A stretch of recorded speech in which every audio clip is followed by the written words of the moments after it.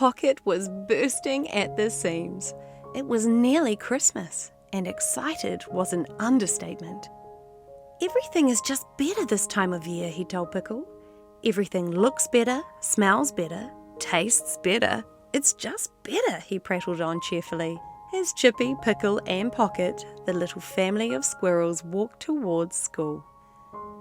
Pocket was singing Christmas carols for the millionth time when they noticed Old Man Grumpy Groucho in the park. He sits on the same bench seat every day. They don't know his real name, but Grumpy Groucho seemed quite fitting, they agreed one day. "He's so grumpy," Chippy whispered underneath her breath. "He's never said hello." "That's quite all right by me," said Pickle.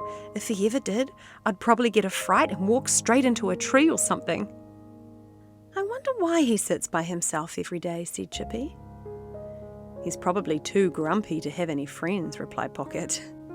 And the little squirrels continued on their way to Willoughby Tree School. "Okay, everybody," said Pickle's teacher.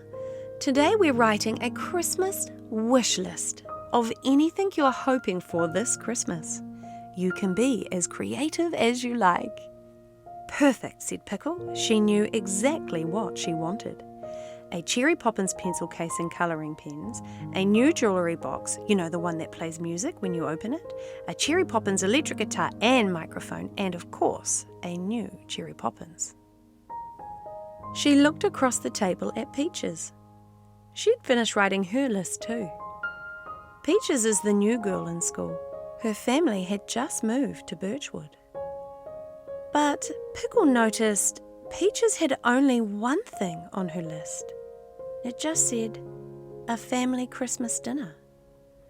Pickle thought, that's a bit strange. Maybe she didn't realise she could write down anything she wanted. "Peaches," she asked, "what other things do you want for Christmas?"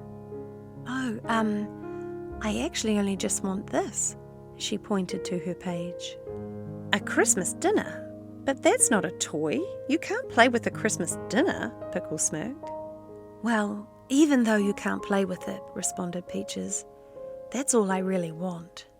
Mum and I only moved here 2 weeks ago. We're still getting things organised.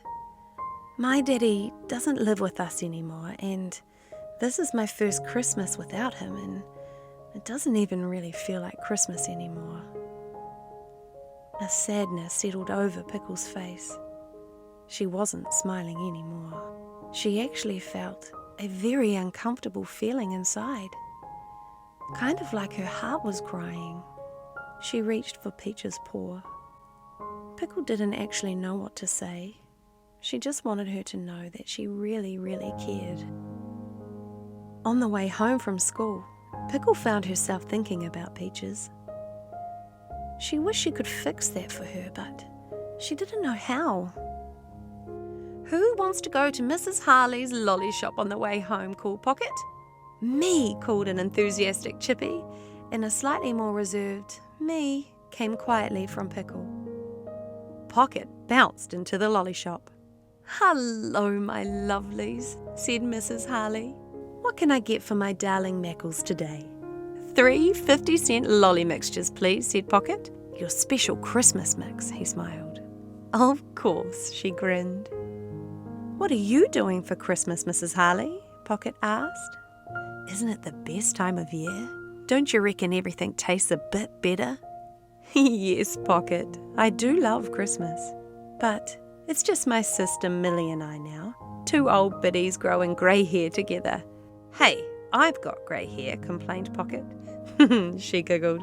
"You are a squirrel after all." "We haven't actually got any plans for Christmas Day," she continued. "Maybe we'll walk to Weston's Park and take a hot cup of tea." "Gee, Mrs. Harley, don't have all the fun," Pocket teased. One by one, the mini Mackles thanked her for their lollies and turned to leave. Although, when Pocket said goodbye, he noticed Mrs. Harley's expression had changed. She almost looked sad, a little downhearted. As they continued home, Pocket kicked his soccer ball. His sisters didn't want to play, so whilst they ventured through the park, he ran back and forth attempting to kick the ball to himself.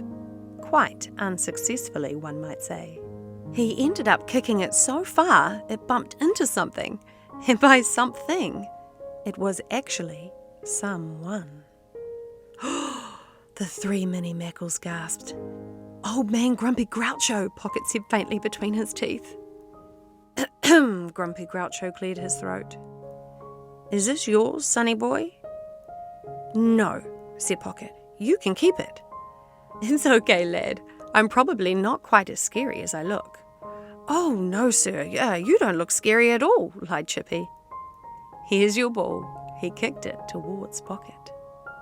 "You're Mr. and Mrs. Mackles squirrels, aren't you?" "I taught Mr. Mackles when he was just an ankle biter." "You did?" said Chippy. "Oh yeah, I sure did. My wife and I could spend the day telling you stories about what he and his mates used to get up to, that's for sure." "Where is your wife? I've never seen her here before," said Chippy. Grumpy Groucho's head lowered. "My darling passed away 5 years ago now. When we retired, we came here every day to enjoy the sounds of kids laughing and playing together. It reminded us of our old teaching days. When she passed, I put this seat here in her memory and engraved it with her favourite saying, 'In a world where you can be anything, be kind.' She was always reminding me to be the rainbow in someone else's cloud," he said. "You must really miss her," Chippy said softly. "I sure do, especially around Christmas time. She loved the holiday season. Now, you kids better be on your way. Mrs. Mackles will be wondering where you are," he said. Pocket thanked him for his ball and they said goodbye to one another. That evening at dinner time, the Mackles were discussing their favourite part of the day. Although Pickle struggled too, she'd found herself thinking of Peaches a lot throughout the day. "I wish there was something I could do to make her Christmas feel better," she said. "I know what you mean," said Chippy. "Old man Grumpy Groucho must be so lonely."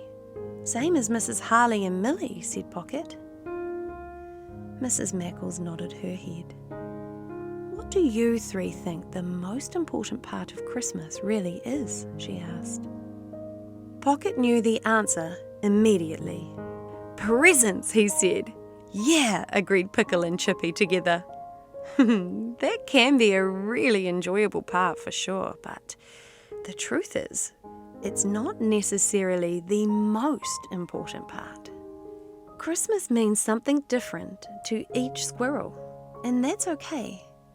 There is a special gift, though, which doesn't come wrapped, that lots of squirrels love. It's actually a feeling. It's called connection. Connection is the experience of being cared for and valued by others. And that closeness brings a sense of belonging. That's something we all want. And by the sounds of it, you've noticed squirrels around you who could maybe do with some connection this Christmas." "Yeah, but how can we help them have that?" said Chippy. That's a very good question," said Mrs. Mackles. "And there's lots of different ways.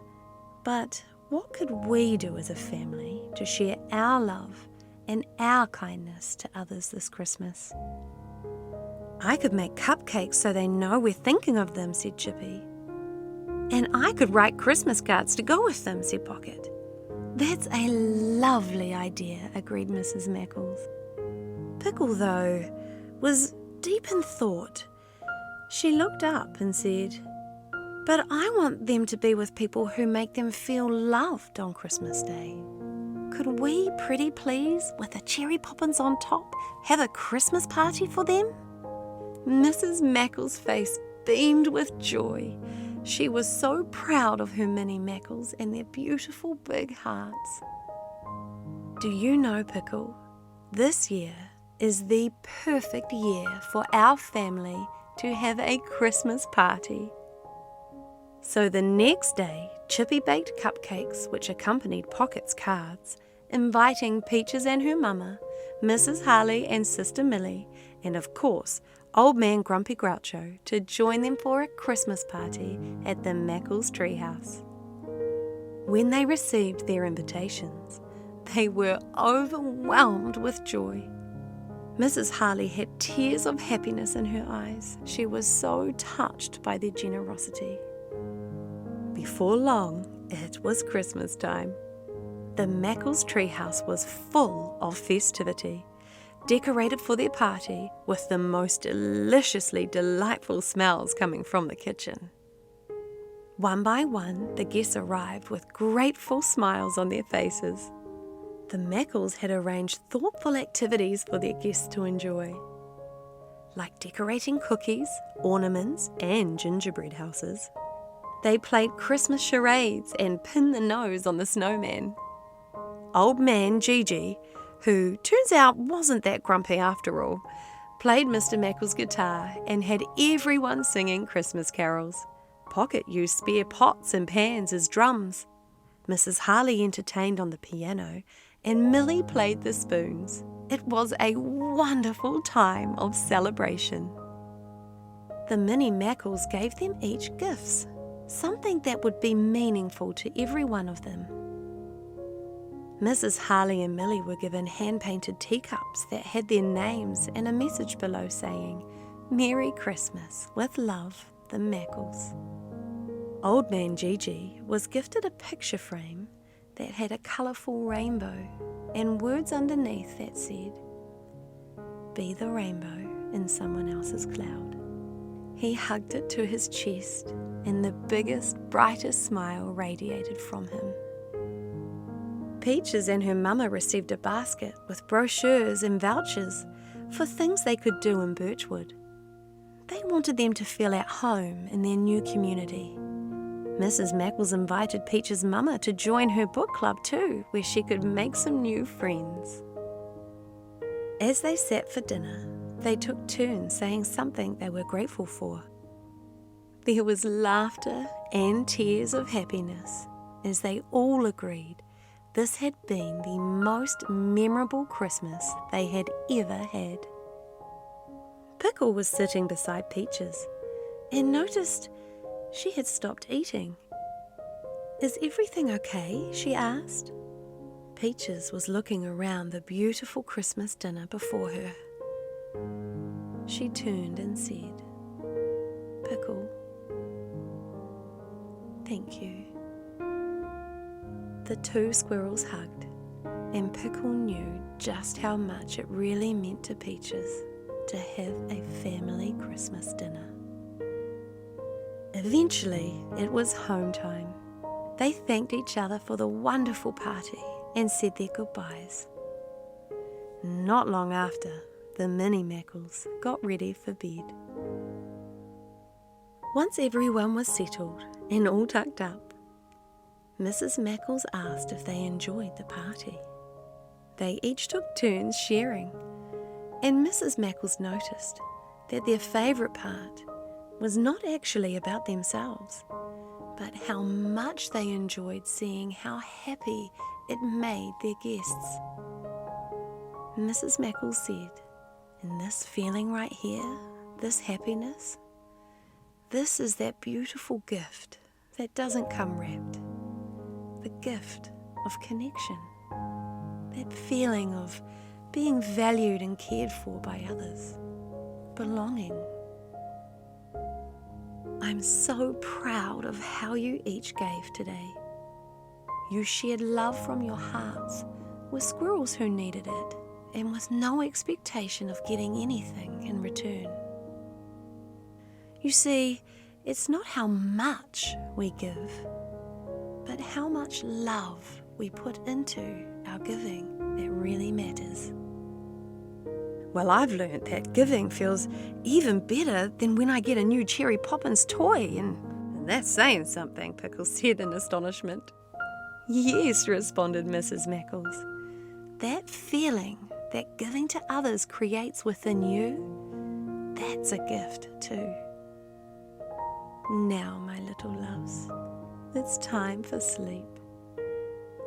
As they each snuggled down under their bed covers, their hearts continued to glow with happiness. It had been a busy few days preparing for their Christmas party. Pocket let out a great big yawn.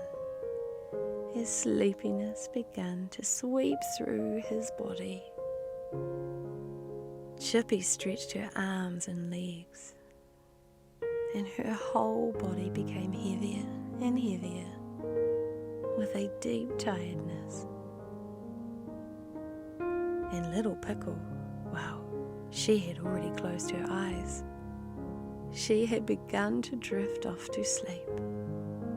And that evening, each of them dreamed of the wonderful gift they had given and received that day. The gift of connection.